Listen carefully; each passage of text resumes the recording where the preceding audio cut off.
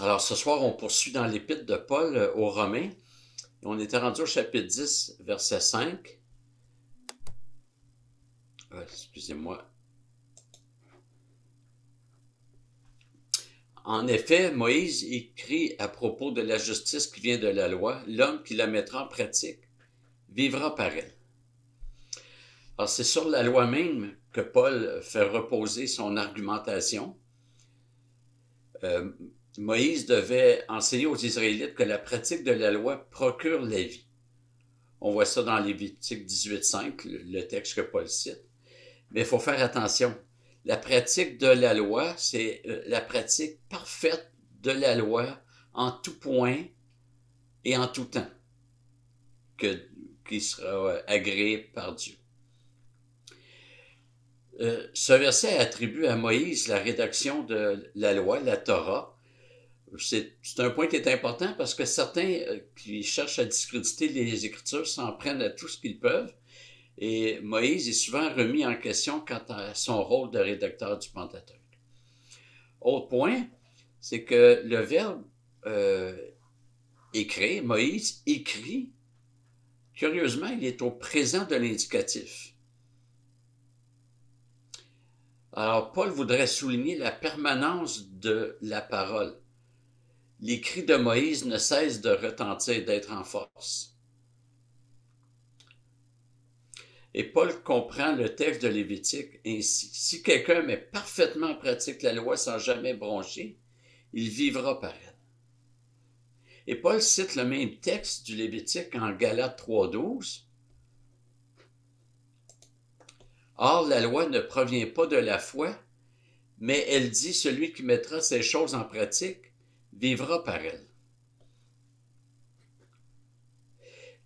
La foi en Jésus-Christ fait en sorte que je ne suis pas sauvé sur la base de mon obéissance. Parce que le régime de la loi veut que la personne reçoive la vie si elle obéit parfaitement et qu'elle reçoive la mort si elle transgresse un seul commandement. Jacques 2.10 va dans ce sens-là. Car quiconque observe toute la loi, mais pêche contre un seul commandement, devient coupable envers tous. On va maintenant lire les versets 6 à 8 de Romains, où Paul oppose le régime de la loi au régime de la foi. Mais voici comment parle la justice qui vient de la foi. Ne dis pas en ton cœur qui montera au ciel, c'est en faire descendre Christ. Ou qui descendra dans l'abîme, se faire remonter Christ d'entre les morts.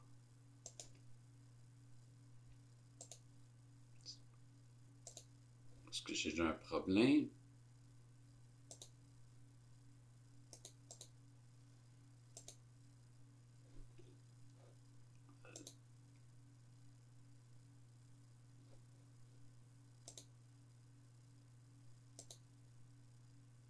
Donc, j'ai un petit problème, je suis désolé. Alors, le verset 8 dit « Que dit-elle donc? La parole est près de toi, dans ta bouche et dans ton cœur. Or, c'est la parole de la foi que nous prêchons. »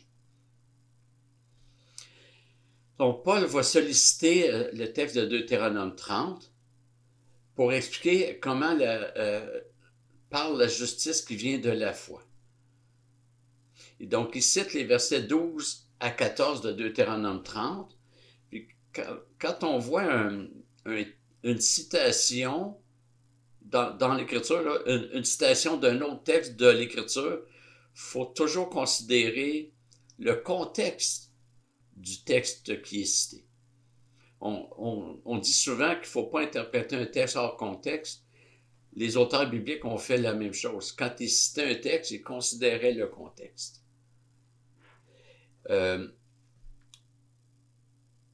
Et le Deutéronome, comme vous le savez, pour la plupart, c'est le rappel de la loi. Deutéro, en grec deutéron, veut dire deuxième, et nom vient de nomos, qui signifie loi. Et on va lire je vais faire une lecture commentée des premiers versets de Deutéronome 30.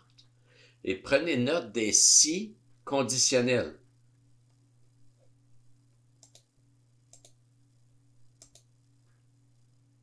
Non, je suis désolé, j'ai un pépin avec mes diapositives, donc ça sera plutôt... je vais simplement lire.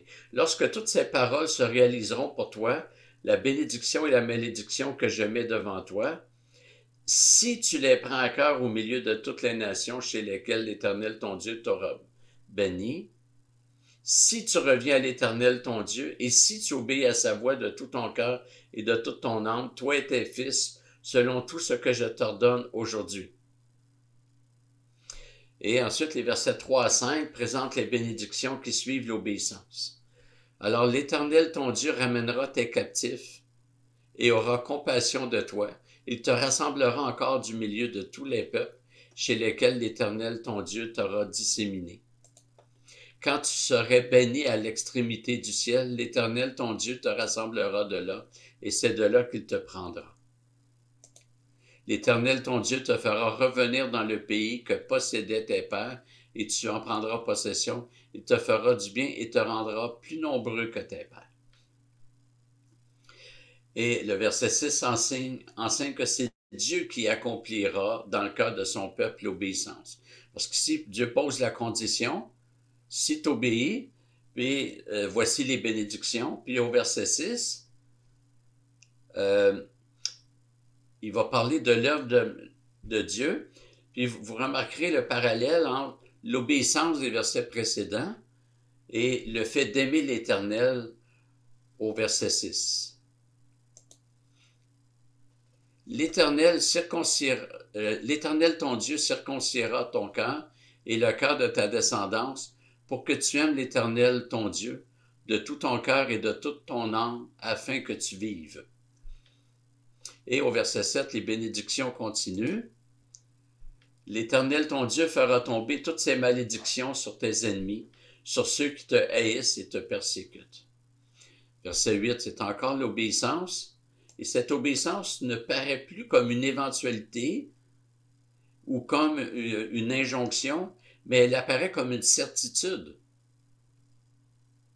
Et toi, tu reviendras, tu obéiras à la voix de l'Éternel et tu mettras en pratique tous ces commandements que je te prescris aujourd'hui. C'est un élément important de la loi. Même les 10 commandements ne sont pas conjugués à l'impératif, mais au futur. Tu ne voleras pas, tu ne porteras pas de faux témoignages, tu ne convoiteras pas. Et c'est une promesse. Dieu dit à son peuple, ça va arriver. Un jour, vous serez transformés, puis vous allez obéir parfaitement.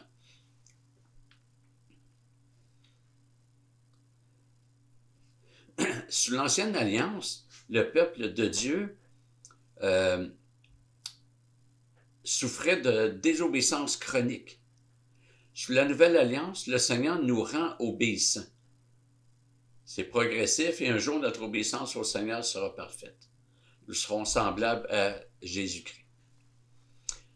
Dimanche, Dieu voulant, je vais prêcher sur le début du chapitre 2 des Actes. Et là, c'est la Pentecôte, l'œuvre du Saint-Esprit.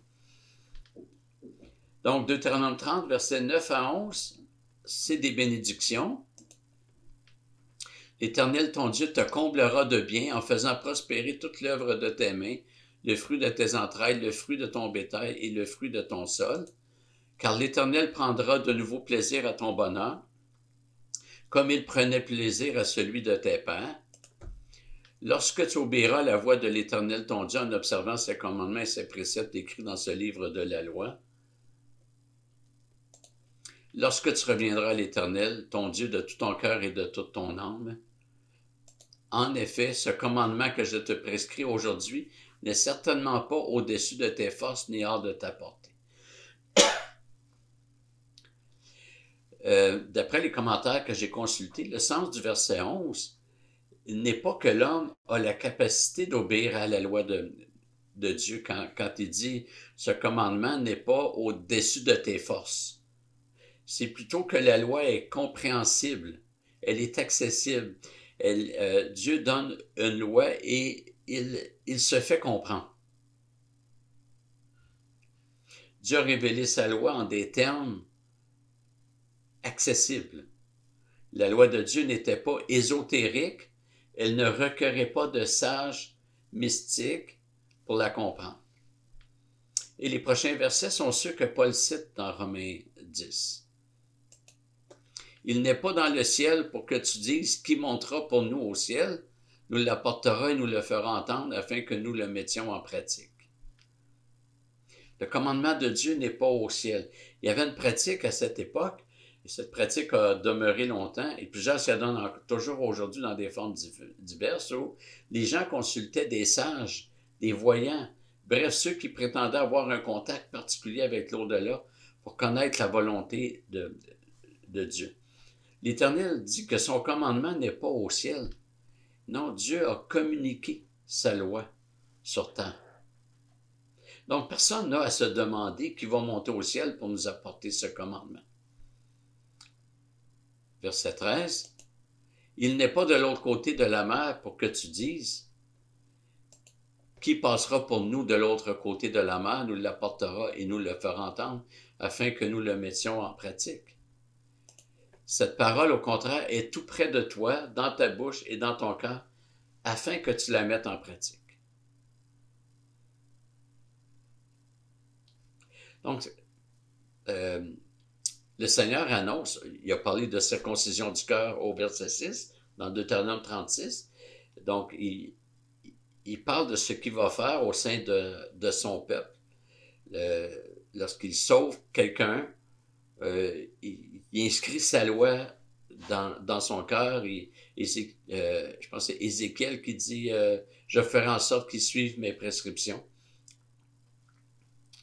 Et les Juifs s'attachaient aux pratiques externes, comme la circoncision, les sacrifices, etc. Mais intérieurement, le cœur n'y était pas toujours, même très rarement. Et Jésus appelle ces gens des sépulcres blanchis. Un sépulcre, c'est mort. L'extérieur paraît blanc, mais l'intérieur est mort. Alors, c'est des gens qui misaient sur l'apparence.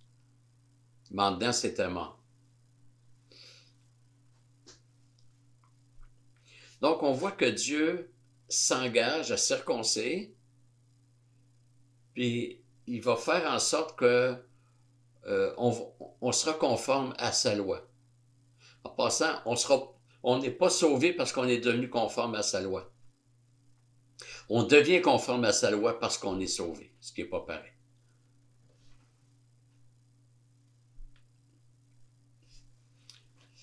Donc, ceux qui reçoivent la loi comme l'enseignement de Dieu dans un contexte de grâce, où Dieu applique la grâce en lui, la régénération, ils vont répondre aux exigences de Dieu. À l'inverse, ceux qui reçoivent la loi comme des règles où l'homme doit performer, ce qu'on appelle du légalisme, pour être agréé par Dieu, ben eux, ils rejettent la grâce et sont eux-mêmes rejetés.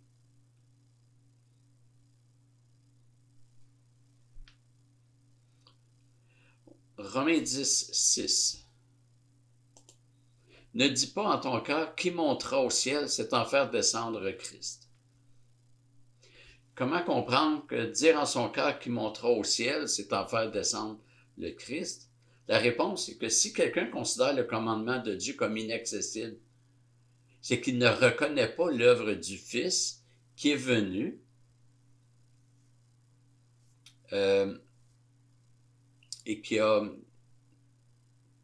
le Fils qui a révélé son Père, puis le Saint-Esprit qui vient suite à l'élévation du Fils, puis le Saint-Esprit qui écrit la loi de Dieu en nous.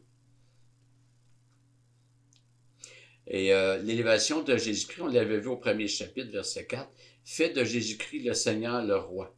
Son élévation est aussi suivie, comme j'ai mentionné, de l'envoi du Saint-Esprit.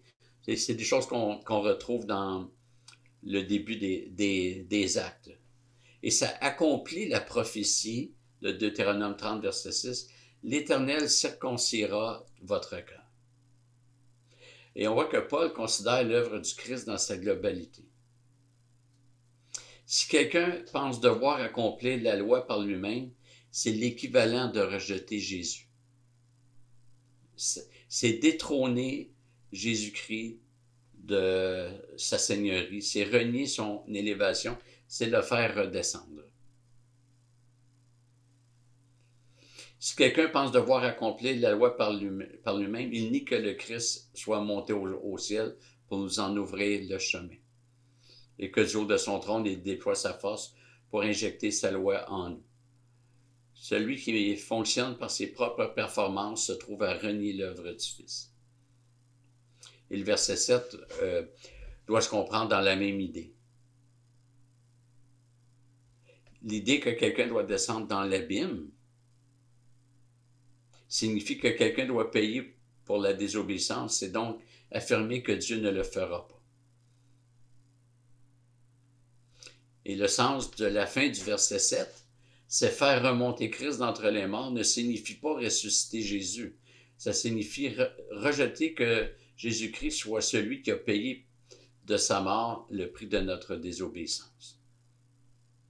C'est l'équivalent de dire à Jésus, retourne d'où tu viens, ton œuvre n'a aucune valeur. Alors, on doit vraiment rendre grâce à Dieu parce qu'il a circoncis nos cœurs. Il fallait un changement radical de nos cœurs. Le mot radical, ça vient du mot racine. Et il fallait que Dieu fasse une œuvre à la racine qui nous donne d'aimer sa loi. Et comme le dit le prophète Ézéchiel, il fait en sorte que nous suivions ses prescriptions. Voilà, on va s'arrêter ici pour ce soir.